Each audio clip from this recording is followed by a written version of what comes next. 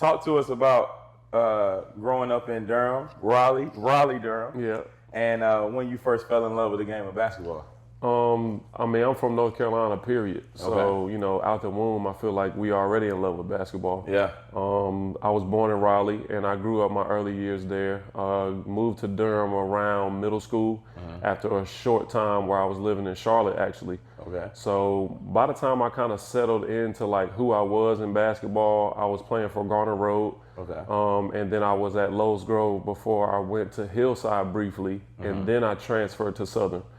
So, I mean, basketball has just always been, you know, what I've excelled at. I played every sport growing up. I played football for a little bit. I played soccer. I played baseball. And basketball always kept me the most engaged. Yeah. Being able to play offense and defense and kind of always wanted to be a point guard. Right. But well before my time when it came to that. Yeah.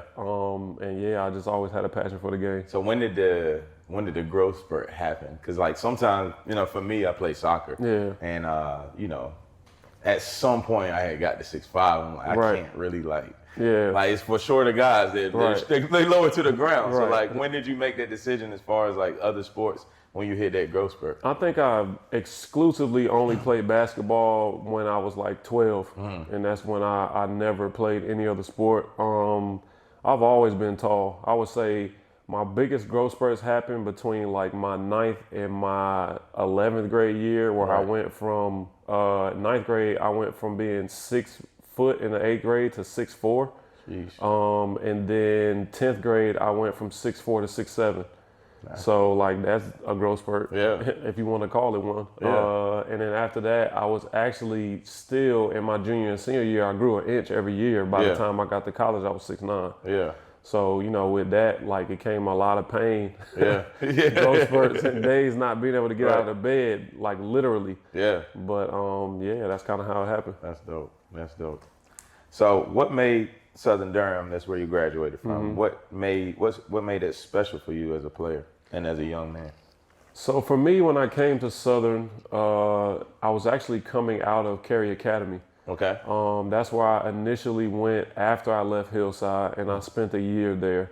So I think coming back to Southern was more like getting back around the type of people that I really related to on a lot of levels. Obviously at Cary Academy, there weren't nearly as many people that looked like us. 100%. But then you go to a place like Southern, and at the time I was living in East Durham at Hoover Road. Okay. So even though that's like not the best part of the neighborhood, I really felt like those people, although they had a lot of adversity and a lot of people were doing things they weren't supposed to be doing, if they knew you were in it for the right reasons, they're going to protect that. Right. And that's kind of how it was at Southern as well. And, you know, being able to connect with so many different people that I still stay in touch with. Right. A guy that we have in common, David Jordan. Yes, sir.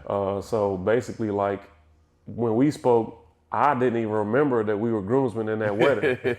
So we brothers for real. Yeah, for real. But, you know, dudes like David and so many others that like really just kind of give you their heart and you give it back to them and you want to help and just, you know, be a part of the culture. And that's what I think made Southern so special for me. Right. That's dope.